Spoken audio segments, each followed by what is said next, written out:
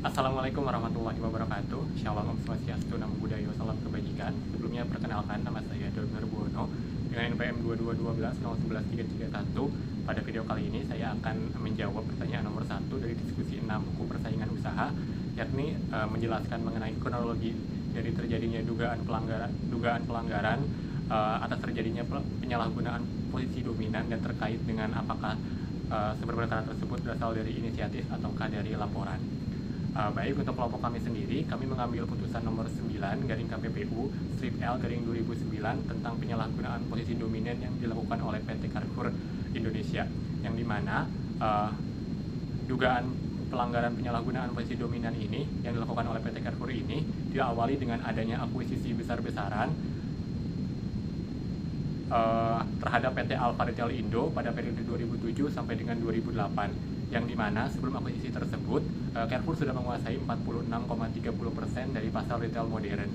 Kemudian dengan membeli 75% saham dari Alfa Retail Indo melalui serangkaian proses yang dimulai dari penandatanganan MOU pada 17 Desember tahun 2007, kemudian notifikasi ke Bapepam LK hingga penandatanganan perjanjian jual beli saham pada Januari 2008, pangsa pasar Carrefour melonjak menjadi 57,99%, yang dimana akuisisi strategis inilah yang menjadi pemicu utama dari adanya dugaan pelanggaran karena menciptakan posisi dominan yang berlebihan di pasar. Kemudian, pasca akuisisi, Carrefour diduga menyalahgunakan posisi dominannya dengan menerapkan persyaratan perdagangan yang tidak adil kepada para pemasok, yang dimana hal tersebut dibuktikan dari terungkapnya melalui keterangan Ketua Gabungan Elektronik atau Gabel yang menyatakan bahwa nilai merek sangat bergantung pada kehadiran produk di gerai Carrefour. Lebih lanjut, Carrefour mewajibkan pemasok yang bekerja sama dengannya untuk juga memasok produk yang sama ke seluruh gerai Alfa Retail Indo yang telah menjadi bagian dari grupnya dengan syarat dan harga yang identik, yang dimana praktik tersebut ini tidak hanya memperkuat posisi dominannya saja secara tidak wajar, namun juga menghambat persaingan sehat dengan membatasi pilihan pada supplier dan berpotensi mempersulit konsumen mendapatkan barang dengan harga kompetitif.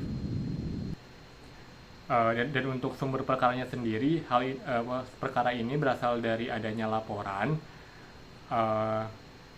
yang dimana pada investigasi KPPU berfokus pada dua pelanggaran utama. Yang pertama adalah penguatan posisi dominan melalui akuisisi yang dapat mematikan persaingan, dan yang kedua adalah penyalahgunaan posisi dominan yang dilakukan oleh Carrefour tersebut dengan menetapkan syarat perdagangan yang diskriminatif sebagaimana dilarang dalam Undang-Undang Nomor 5 Tahun 1999 tentang larangan monopoli dan persaingan usaha tidak sehat. Baik, perkenalkan, nama saya Gabriel Lini Pratama, NPM 221201138. Di sini saya akan menjawab nomor 2, yaitu mengenai siapa terlapor dan apa alasannya bisa menjadi terlapor. Berdasarkan putusan KPPU nomor 9 garing KPPU strip L garing 2009, di sini terdapat terlapor yaitu PT Carrefour Indonesia. Nah, alasan mengapa dia jadi terlapor adalah PT Carrefour Indonesia ditetapkan sebagai terlapor itu karena ada 4 alasan. Yang pertama itu dikarenakan diduga melakukan pelanggaran terhadap Undang-Undang Nomor 5 Tahun 1999. Dugaan pelanggaran mencakup pada pasal 17 ayat 1, pasal 20, pasal 25 ayat 1 huruf A, dan pasal 28 ayat 2 tentang Undang-Undang Anti Monopoli. Nah, selanjutnya ada alasan kedua terkait akuisisi PT Alfa Retail Indo. KPPU menerima laporan bahwa akuisisi Carrefour terhadap Alfa Retail Indo berpotensi menimbulkan praktek monopoli dan atau persaingan usaha tidak sehat karena Carrefour diperiksa sebagai pihak yang melakukan akuisisi tersebut. Nah, selanjutnya itu ada alasan ketiga, yaitu dominasi Carrefour di pasar retail modern. Carrefour memiliki posisi pasar yang sangat kuat, market leader, sehingga akuisisi Alfa dinilai dapat memperbesar penguasaan pasar dan menekan persaingan. Lalu ada alasan keempat, itu tentang indikasi penyalahgunaan posisi dominan dan praktik dagang yang tidak wajar. Nah, pemeriksaan menemukan indikasi kenaikan trading terms atau back margin yang tinggi karena praktik yang dinilai dapat merugikan pemasok. Nah, itulah alasan mengapa PT Carrefour tersebut menjadi terlapor atau ditetapkan atau diduga menjadi terlapor. Mungkin hanya itu. Assalamualaikum warahmatullahi wabarakatuh. Perkenalkan, nama saya Juan Silail Medadamanik. Di sini saya akan melanjutkan soal nomor 3, yaitu pemenuhan unsur pasal dari putusan perkara nomor 09 garing KPPU strip L garing 2009, yang dimana di putusan ini menyatakan bahwa terlapor melanggar pasal 17 ayat 1 dan pasal 25 ayat 1 huruf A Undang-Undang Nomor 5 Tahun 1999, yang dimana unsur pasal tersebut adalah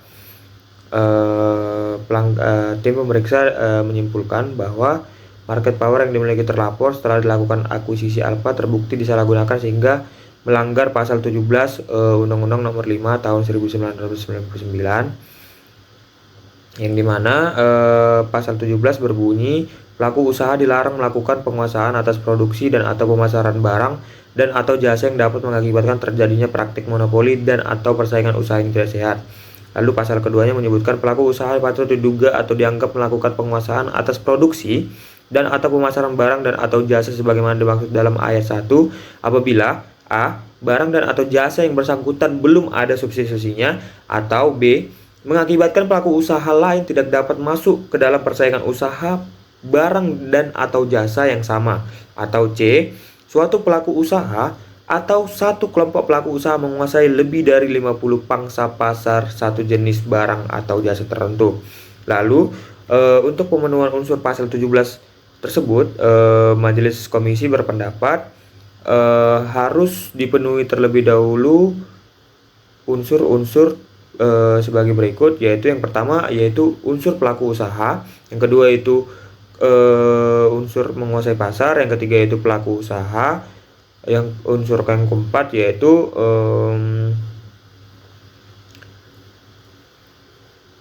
kebijakan praktik usaha tersebut menimbulkan atau dapat mengakibatkan dampak negatif atau positif untuk pemenuhan pasal 17 ayat 1.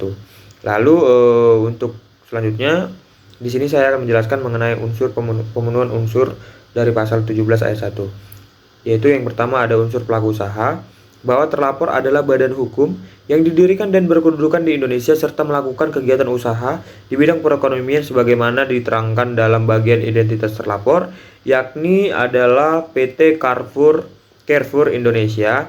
Dengan demikian unsur tersebut telah terpenuhi. Lalu ada unsur penguasaan pasar. Nah, di sini dijelaskan bahwa pelaku usaha dianggap menguasai pasar sesuai dengan ketentuan pasal 17 ayat 2 Undang-Undang Nomor 5 Tahun 1999 apabila terdapat 3 syarat, yaitu A. Barang dan atau jasa yang bersangkutan belum ada substitusinya, B. Mengakibatkan pelaku usaha dan tidak dapat masuk ke dalam persaingan usaha barang dan atau jasa yang sama, C. Suatu pelaku usaha atau satu kelompok pelaku usaha menguasai lebih dari 50 pangsa pasar satu jenis barang dan atau jasa tertentu. Nah, lalu dijelaskan bahwa berdasarkan data LHPL dan pertimbangan Majelis Komisi pada bagian pangsa pasar terlapor, Majelis Komisi menilai bahwa terlapor memiliki pangsa pasar lebih dari 50%, yakni sebanyak 57,99%. Dengan demikian unsur tersebut telah terpenuhi. Lalu adanya unsur perilaku, bahwa terlapor telah melakukan akuisisi terhadap Alfa pada bulan Januari tahun 2028 maksud saya, dan demikian unsur tersebut telah terpenuhi. Lalu unsur yang terakhir adalah dampak dari perilaku yang dilakukan oleh terlapor. Di sini Majelis Komisi berpendapat bahwa terjadinya praktik monopoli atau persaingan usaha tidak sehat dianalisis dari kondisi persaingan yang terjadi akibat dari tindakan yang dilakukan oleh pelaku usaha dalam melakukan pengusahaan atas produksi dan atau pemasaran barang dan atau jasa. Lalu diketahui perkembangan jumlah pelaku usaha dapat menjadi petunjuk tinggi dan rendahnya entry barrier maksud saya untuk memasuki industri retail hypermart dan supermarket. Semakin tinggi entry barriernya menunjukkan sulitnya pelaku usaha baru untuk masuk ke dalam pasar. Sulitnya pelaku usaha baru yang masuk akan menghilangkan tekanan kompetisi yang diterima oleh pelaku usaha lama. Nah, kondisi tersebut akan memberikan kesempatan yang lebih besar kepada incumbent untuk mengeksploitasi pasar market atau market power. Lalu eksploitasi market power tersebut akan berdampak lebih buruk pada persaingan usaha di pasar dengan entry yang lebih tinggi. Lalu Majelis Komisi berpendapat bahwa dalam pasar bersangkutan jumlah pelaku usaha diukur dari adanya peningkatan jumlah pelaku usaha di pasar dan bukan dari peningkatan jumlah output yang diproduksi. Pertumbuhan jumlah output yang diproduksi menjadi indikator adanya perkembangan industri, namun adanya perkembangan industri tidak serta-merta dapat diartikan bahwa entry barrier tersebut rendah karena suatu industri dapat saja tumbuh dan pada saat bersamaan tingkat entry barriernya tetap tinggi. Lalu di sini Majelis Komisi berpendapat dengan sependapat dengan LHPL yang menunjukkan bahwa entry barrier pada pasar bersangkutan termasuk tinggi sebagaimana ditunjukkan dalam jumlah pelaku usaha pada pasar tersebut yang tidak bertambah di pasar meskipun terjadi pergantian kepemilikan dan pertemuan gerai. Lalu tindakan paralel pelaku usaha yang terjadi pada kondisi tingkat konsentrasi yang cenderung meningkat serta adanya entry barrier yang menjadikan kondisi merugikan konsumen berpotensi tetap pada jangka panjang. Majelis Komisi menilai bahwa tim pemeriksa telah menunjukkan adanya tindakan paralel pada pasar bersangkutan berdasarkan keterangan-keterangan yang sudah dijelaskan pada bukti B2, B5, B9, dan B12. Lalu oleh karena itu, Majelis Komisi berpendapat bahwa terdapat dampak negatif pada persaingan sebagai akibat akuisisi yang dilakukan oleh terlapor terhadap Alfa. Dengan demikian, unsur dari dampak negatif ini telah terpenuhi.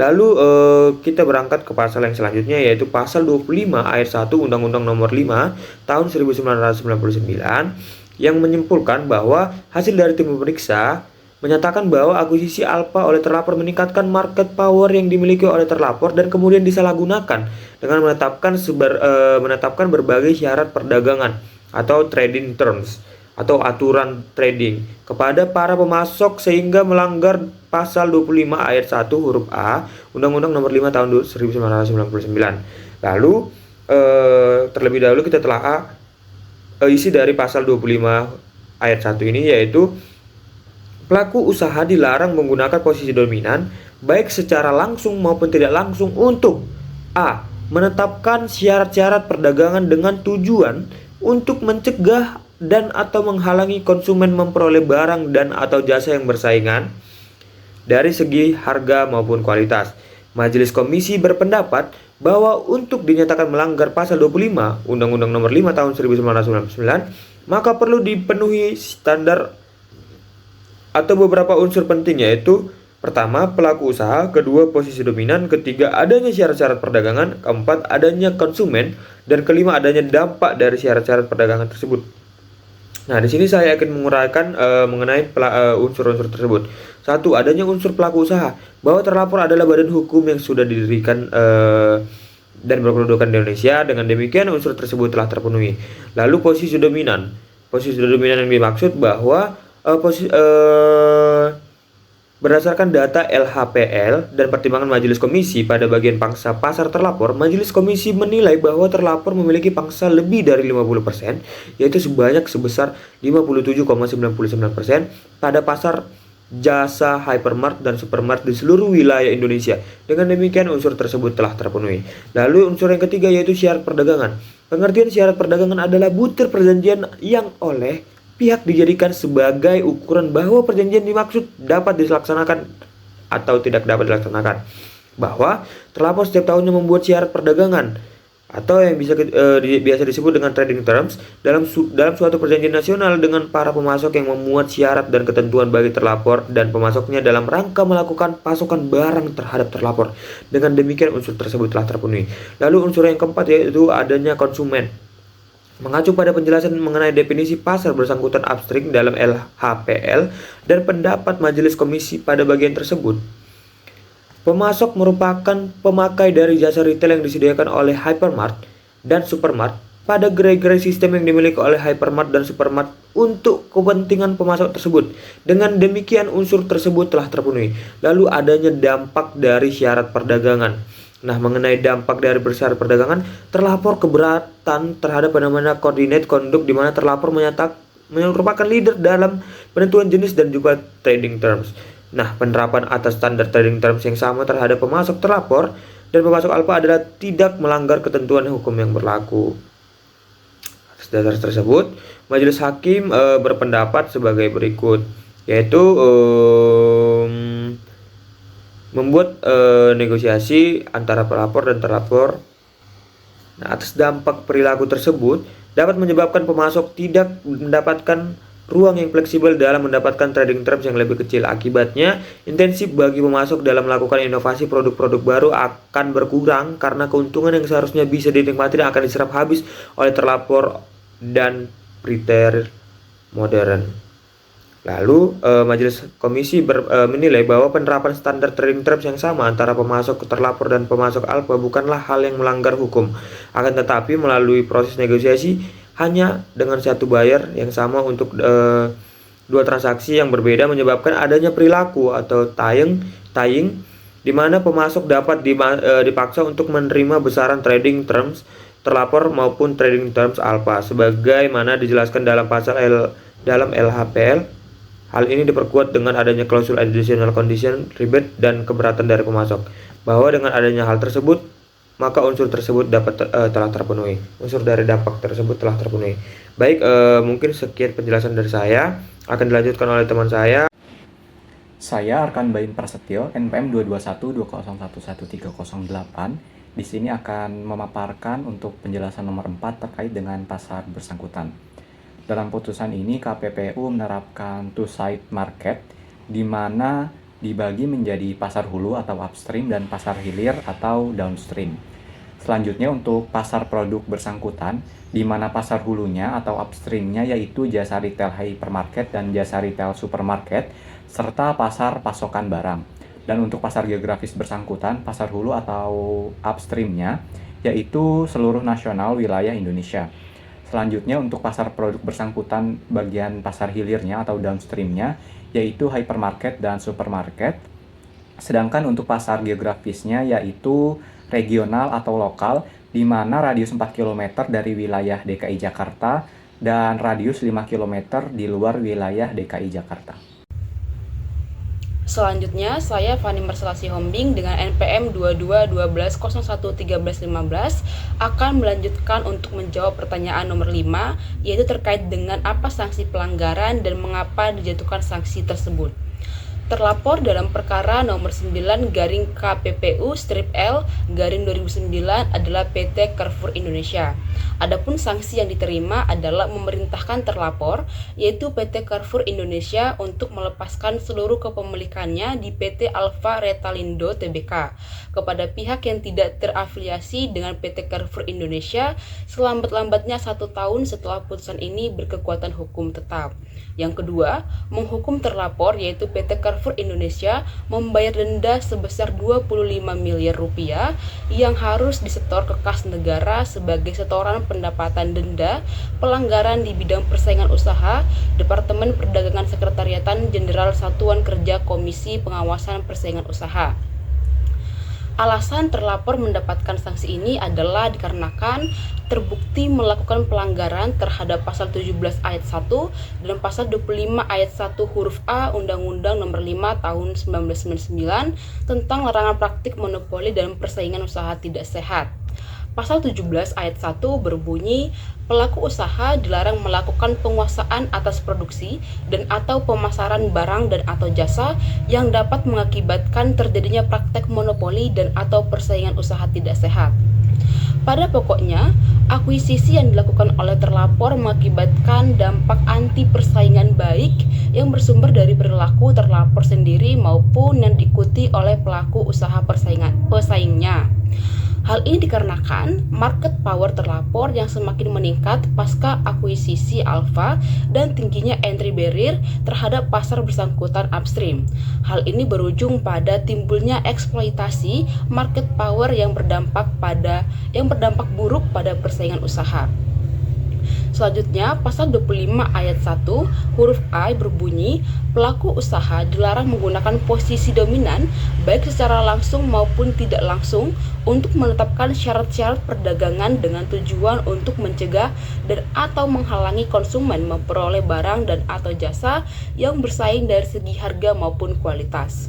Berdasarkan data LHPL dan pertimbangan Majelis Komisi pada bagian pangsa pasar terlapor, Majelis Komisi menilai bahwasanya terlapor memiliki pangsa pasar lebih dari 50%, yaitu sebesar 57,99%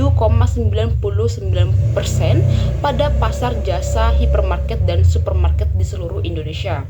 serta terlapor setiap tahunnya membuat syarat perdagangan dalam suatu perjanjian nasional dengan para pemasok yang membuat syarat dan ketentuan bagi terlapor dan pemasoknya dalam rangka melakukan pasokan barang kepada terlapor. Demikian yang bisa saya sampaikan. Saya ucapkan terima kasih.